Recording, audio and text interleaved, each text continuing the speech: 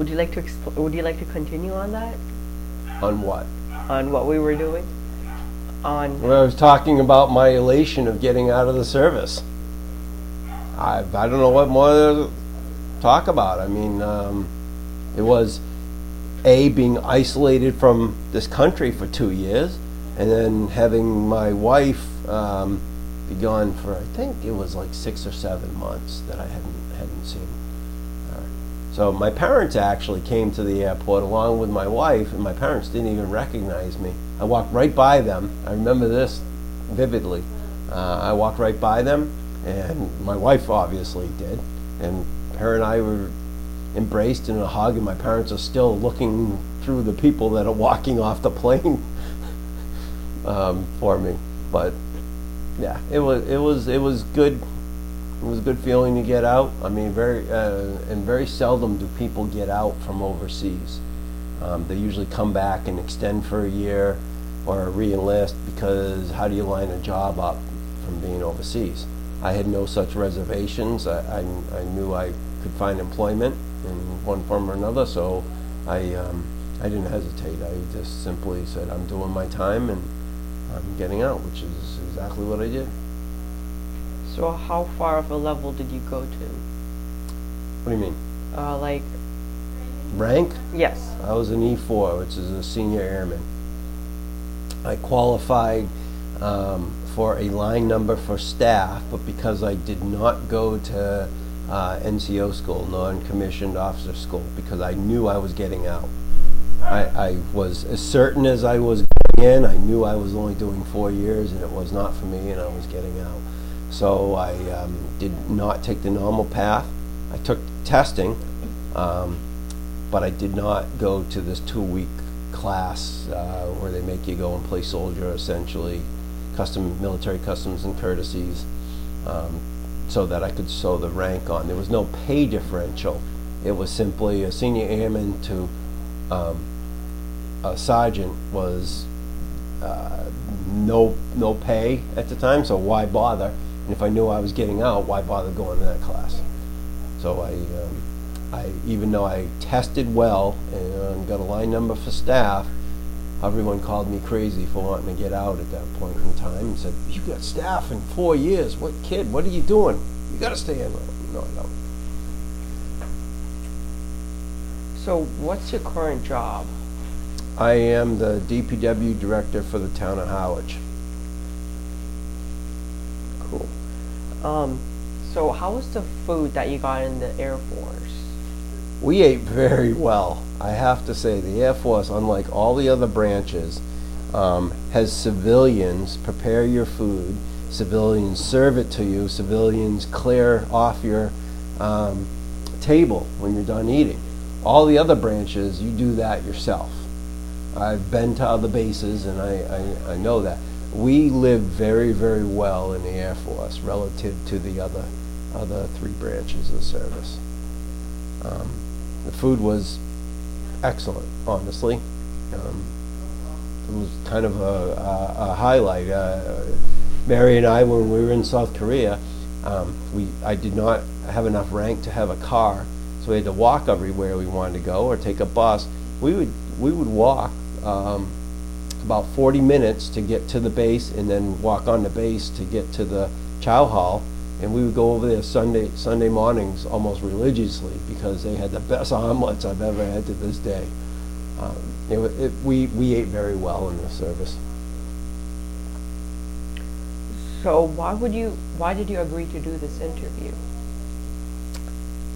Because Jared asked me to. Your friend.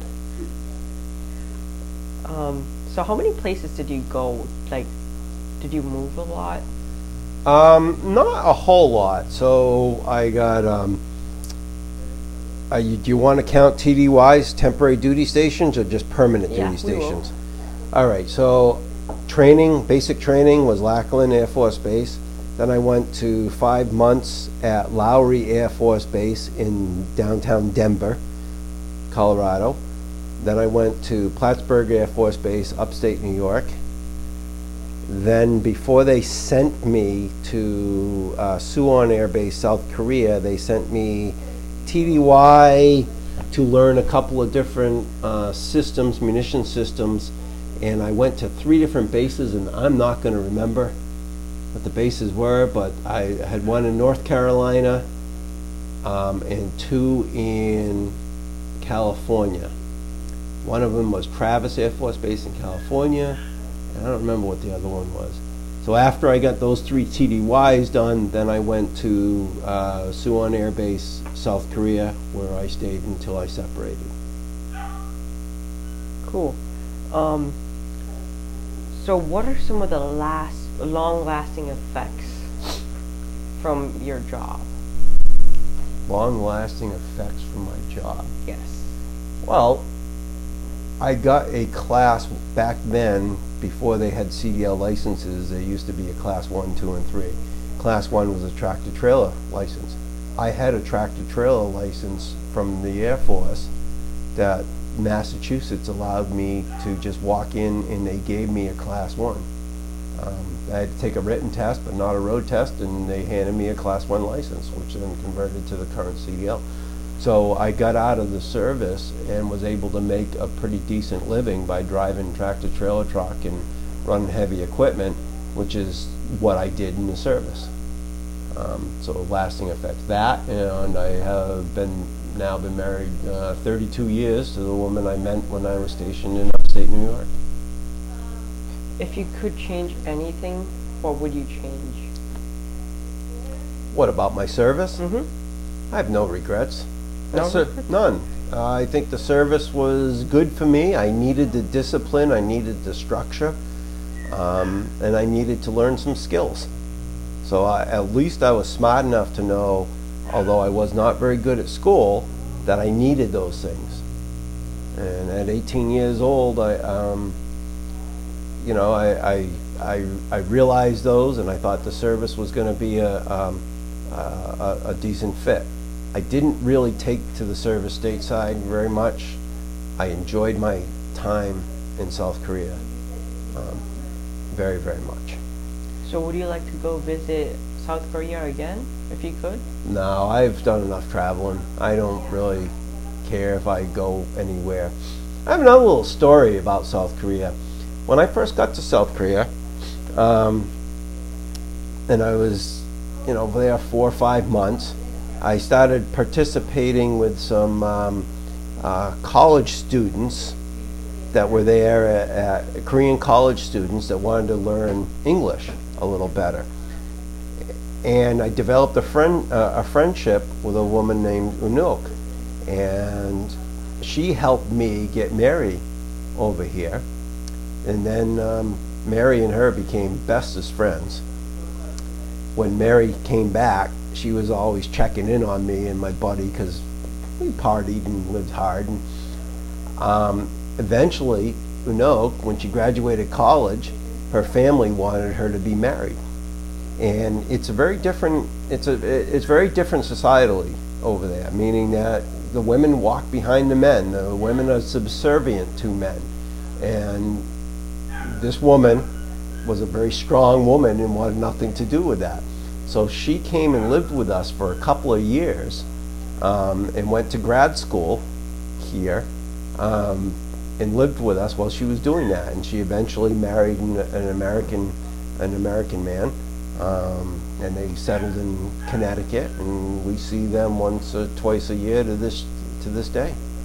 I think that was very fascinating that somebody I just simply met, became essentially lifelong friends with, a Korean national.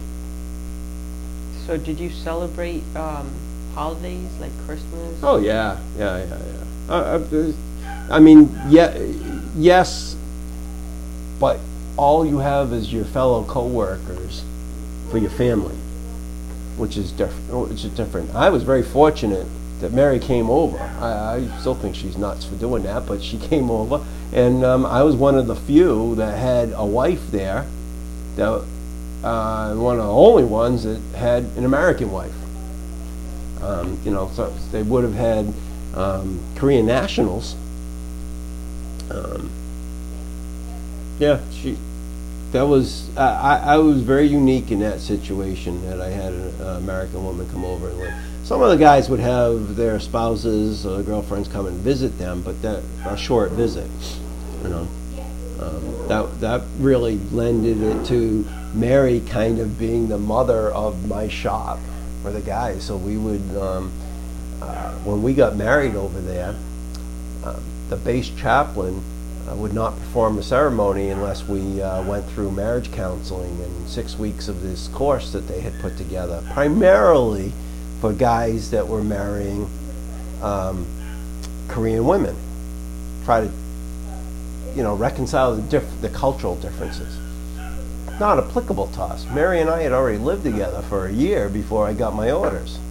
So the guy was steadfast in his conviction that if we didn't do this, he wouldn't do a ceremony. So all we had for a wedding was my entire shop. About 15 guys came over to our apartment, and we sat around drinking a great deal. Was more or less my wedding. So, would you like to describe how the war, how the service changed your life? Best thing I ever did was marry that woman out there, and I credit everything, nearly everything I've accomplished to her. I mean, she was the one that said when I wasn't happy with my job, go to school. So I went to school nights, got an associate's degree. Got a small, a smaller promotion out of that. Decided to stay with the town, got turned down for my current job a couple of times. She again said, go back to school. And I went back to school and got my bachelor's degree and got my master's degree, and then I got promoted to my current position. And, I wouldn't have challenged myself in those avenues, particularly academia, had it not been for my wife. So your spirit was kept up by your wife? My spirit was kept. I'm not understanding your question. Like during the service, when your wife came over, did that like help you? Oh yeah, absolutely. Did it lift my spirits, did you mean, having her? And so, yes, I missed her tremendously. We had lived together for about a year. We hadn't, I gave her a ring before I left. Fully intended to marry the woman when I got out of the service and came back. And we just, I missed her so much that I saved my money up and I sent her a plane ticket. And she came over. And, yeah, that was amazing.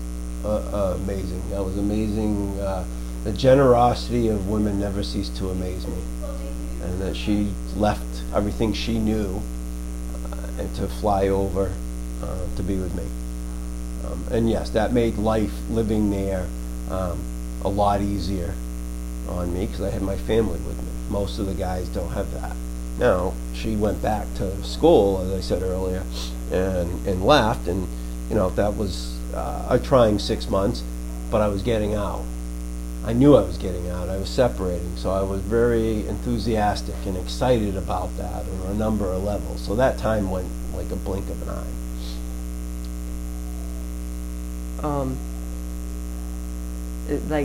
How many, as you said, your parents came to see you at the airport.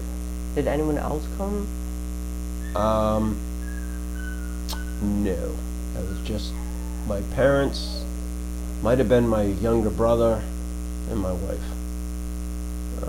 when I got back. It was a long time ago, Kate. I mean, you're asking me stuff about 30 years ago. Agreed.